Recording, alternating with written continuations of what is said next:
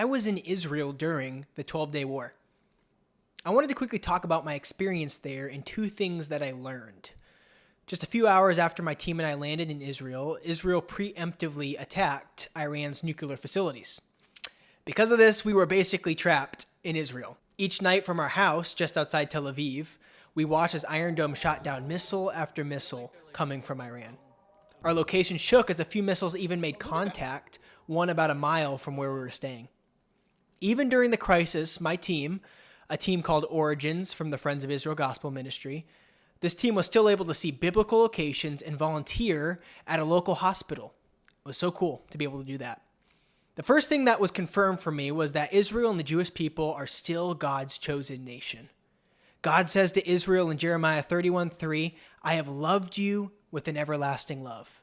Therefore, I have continued my faithfulness to you." That everlasting love and favor continues even today. Aaron Schust wrote a song named Zion, and it really spoke to me during my time in Israel. This song talks about how one day God will regather his people Israel, and they will recognize their Messiah, Yeshua, Jesus.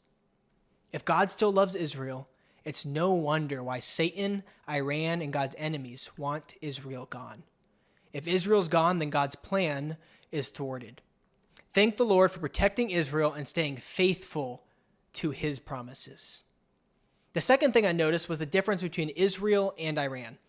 Israel would intentionally target only nuclear facilities, military bases, and key leadership. The IDF, Israel's military, would even warn citizens of an impending attack.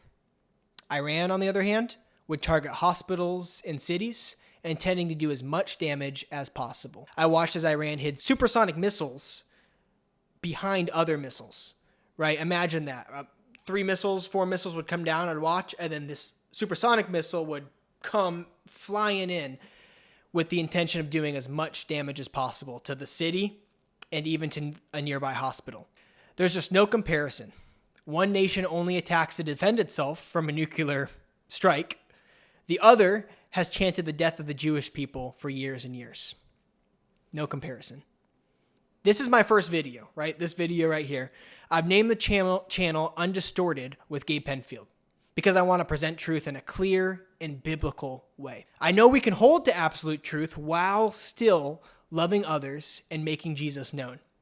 If this interests you at all, anything to do with the Bible, Jesus, Israel, and prophecy, then like this video, follow, and sit tight for the next video. Truth is real. Let's find it together.